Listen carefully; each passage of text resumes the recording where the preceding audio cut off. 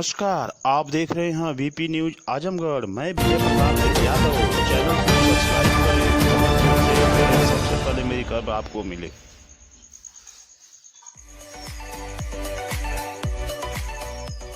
नमस्कार, आप देख रहे हैं VP news Azamgarh Purvanchal YouTube channel.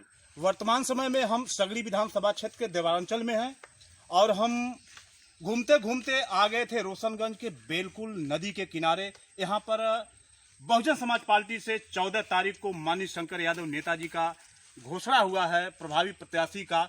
तो हम जनता से भी बात करेंगे और शंकर जी से भी बात करेंगे कि किस मकसद से आज शंकर जी क्षेत्र में उतरे हैं। उसके पहले भी लोग बताते हैं कि शंकर यादव जी बाढ़ हो, आग हो, पानी हो, बाढ़ हो, बूढ़ा हो, 40 वर्षों से लगातार सेवा कर रहे हैं, लेकिन कोई ठोस मंजिल नहीं मिली और बहन जी का इनको आशीर्वाद मिला है। तो बहन जी के सपनों को कितना साकार करेंगे और आम जनता से भी जानकारी लेंगे कि इनके ऊपर कितना विश्वास करती है, क्योंकि ये समाजवादियों का गढ़ है। यहाँ पर समाजवादी के ही लोग अक्सर विधानसभा में जाते हैं। तो कितना लोग समाजवादी को त्याग कर अपने शंकर यादव को यादव बिरादरी कितना वोट करेगी और कैसे इनको मंजिल तक पहुंचाएगी और बहन मायावती के सपने को साकार करेगी, शंकर यादव के सपने को साकार करेगी। तो हम बात करेंगे शंकर यादव को किन किन गांवों से, किन किन जगहों से, किन किन घरों से, किन के यहाँ गए, क्या क्या बातें हुई। धन्यवाद दीजिए। मेरा नाम है चंद्रदेव कवि जी, आप कवि भी हैं और वर्तमान समय में चुनावी सरगर्मियां तेज हो गई हैं। सभी राजनीतिक पार्टियां अपने अपने प्रत्याशी को मैदान में उतार रही हैं और इस समय देवारांचल में चल के शंकर यादव जी आए हैं और बसपा से प्रत्याशी हैं। तो ये बताइए, बसपा से प्रत्याशी हैं, आप लोगों का क्या कहना है, कैसे इनको सफलता आप लोग देंगे? भाई सफलता पूरी हम लोग तन मन धन से देंगे, ये बात नहीं है। लेकिन बात है कि और लोग दबाव देंगे, कुछ करेंगे, लेकिन अब की बारी लम्बर है शंकर भाई का। लम्बर है, एकदम लम्बर है भाई। अपना परिचय आप दीजिए। जी, मैं सूबेदार यादव, एक राइटर भोजपुरी दुनिया का। कवि जी, आप तो कवि हैं जी और आपने बहुत दुनिया देखी है। क्या इस बार लगता है आप शंकर जी को आशीर्वाद आप लोग देंगे जैसे और नेताओं को दिए? यहाँ की जनता कहती है हम लोग ठगे हुए हैं, जो भी आते हैं वादे करते हैं लोग पूरा नहीं करते हैं। जी, ये सोच तो हम लोगों की बहुत पहले से ही थी।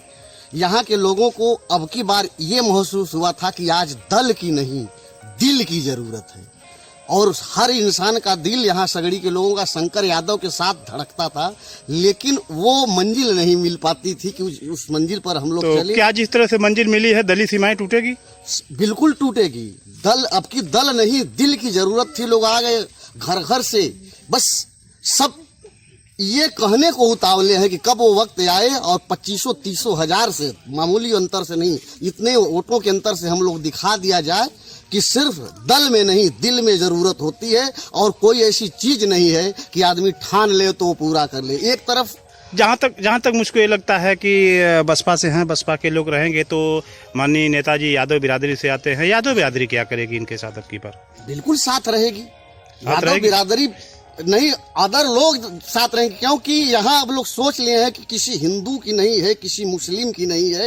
यह देश, यह हिंद जिसका नाम शहीदों की जमी है। न हिंदू बुरा है, न मुसलमान बुरा है कर्म जिसका नीच वही इंसान बुरा है। क्या ऐलान हुआ? मैं राइटर होने के नाते उसी समय अपनी कलम चला रहा था कि जख्म भर गया निशान बाकी है। जब ऐलान हो गया तभी हम लोग जान गए कि अब की बार जीत है। जख्म भर गया निशान बाकी है, शिकार हो गया मचान बाकी है।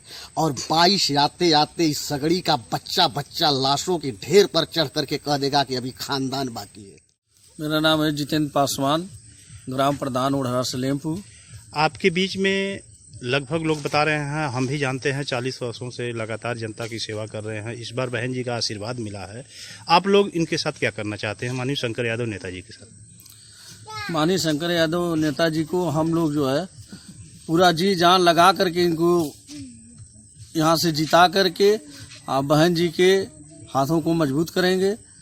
और ये 40 मैं यादव समाज के लोगों से कहना चाहता हूँ कि 40 बरिस के बाद यहाँ से या कि अगर टिकट मिला है तो किसी यादव को, तो शंकर यादव जी को, तो आप लोग जो है कि मैं ये चाहूँगा कि यहाँ के यादव बिरादरी के लोगों से कि अगर अब की बार आप लोग फिसल गए, भूल गए, तो आप लोगों को जिंदगी भर भूलना ही रहेगा। यहाँ से किसी यादव को टिकट मिलना नहीं है। अच्छा, मान लीजिए आप विश्वास करते हैं कि शंकर यादव जी जीतेंगे तो सगड़ी का विकास करेंगे? हम एकदम विश्वास करते हैं, एकदम विकास होगा। ठीक। बगैर जीते हुए विकास है, दिखाई देता है। लोगों के सुख दुख में आना जाना, लोगों की बात सुनना। अब सुबह से याद तो 7-8 जगह जो है कि लोग मरे थे, वहाँ जाकर के उन लोगों को जो है कि दरवाजे पर सम्मान दिए और जो है वहाँ अंगना किए। ठीक। आज आप जब से आपके घोषणा हुई है प्रभावी प्रत्याशी की, तब से लगातार जनसंपर्क किया जा रहा है आपका। किस मकसद से जनसंपर्क किया जा रहा है और आज कहाँ कहाँ जनसंपर्क किया गया? देखिए, जनसंपर्क और गांव-गांव घूमना तो मेरा बचपन से ही है। 40 वर्षों से मैं गांव-गांव में घूम रहा हूँ। चाहे बाढ़ आ जाए तो, बाढ़ नहीं है तो, शादी विवाह जैसे जो भी दुर्घटना घट जाए उसमें मैं घूमता रहता हूँ। और आज ही मैं क्षेत्र जब भ्रमण पर निकला हूँ तो पहले इसरा पार गया हूँ, एक गुप्ता जी के यहाँ, जहाँ कल जो है परसों एक्सीडेंट हो गया था धनछूला के पास। 35-36 साल का नौजवान लड़का था, एक्सपायर कर गया। उनके दरवाजे पर गया हूँ, उनके दुख में शरीक हुआ हूँ। फिर गया हूँ, क्या नाम है, रामगढ़ और सिद्धेश्वर राय जी के यहाँ, वहाँ बैठ हलचल लिया हूँ उनका। फिर जो है वहाँ से निकल करके आया हूँ बनकटा मोड़ पे। बनकटा मोड़ पे लोगों से कुछ 2-4 लोग मिले हैं, उनसे बातचीत कुछ हुई है।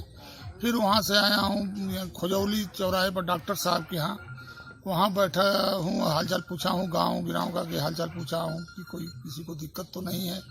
फिर वहाँ से मैं आया हूँ रोशनगंज में सुनील यादव जी हैं और सूबेदार यादव जी हैं। आया था गांव में, एक घर के अगल बगल 2 लोग काल मृत्यु हो गई थी, उनके पास आया हूँ, घर के दुख में शरीक हुआ हूँ। इसके बाद अभी एकवंडा वहाँ का नाम है ओड़रा सलेमपुर, अभी जाना है, वहाँ भी अचानक मृत्यु हो गई थी, उनके यहाँ जाऊँगा। फिर इसके बाद वहाँ भी एक मौत हो गई थी, आया हूँ, क्या नाम है, तुरकौली में उनके यहाँ गया हूँ। सर्प काट लिया था, उनके यहाँ हो करके फिर घूम रहा हूँ, लोगों का हलचल ले रहा हूँ, जो बन रहा हूँ कर रहा हूँ। अच्छा, जिस तरह से आपको बहन मायावती जी का आशीर्वाद मिला है और सगड़ी विधानसभा में और लगभग जिले में सबसे पहले बसपा ने अपना पत्ता 2-3 विधानसभा में खोल दिया, आपको भी बना दिया है, तो आप कैसे बहन मायावती जी के जो आप पे विश्वास किए खरा उतरेंगे, आज जनता को कैसे संतुष्ट करके आप अपने जनता का दिल जीते? 40 सालों से, जब से मैं बचपन से स्कूल की पढ़ाई छोड़ा और सगड़ी की जनता की सेवा में लग गया। और 1983 में मैं कन्याकुमारी से दिल्ली तक माननीय चंद्रशेखर जी, पूर्व प्रधानमंत्री चंद्रशेखर जी के साथ कन्याकुमारी से दिल्ली तक पदयात्रा किया। पूरे देश को देखा, लगभग देश को देखने के बाद मैंने निर्णय ले लिया कि मैं समाज सेवा करूंगा और तब से अनवरत करता चला आ रहा हूँ। जब कहीं आफत विपत पड़ती है वहाँ पहुँचता हूँ। और बहन जी ने जो मेरे पर विश्वास जताया है, जो सम्मान दिया है, स्नेह दिया है, मैं उसका बहुत ही आभारी हूँ।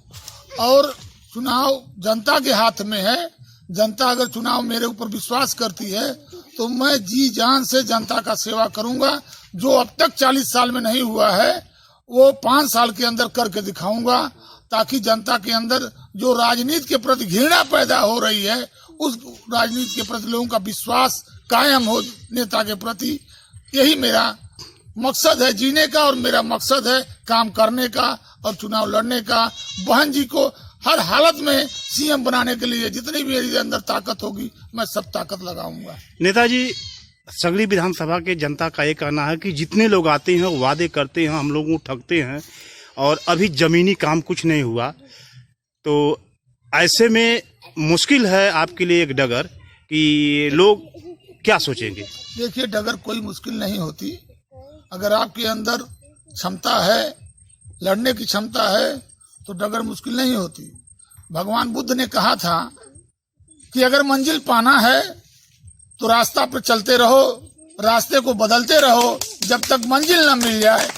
तो मंजिल जिस दिन मिल जाएगी उस दिन अस्थायित्व हो जाएगा, और विकास का जो अवरुद्ध है रास्ता, उस विकास के रास्ते को खोलने के लिए मैं सक्षम हूँ हाउस में, और खोल करके दिखा दूंगा 5 साल में कि जनमानस की सेवा कैसा होता है, एक विधायक का कर्तव्य क्या होता है, एक जनप्रतिनिधि का कर्तव्य क्या होता है, उसको मैं 5 साल के अंदर दिखा दूंगा, जनता को एहसास करा दूंगा।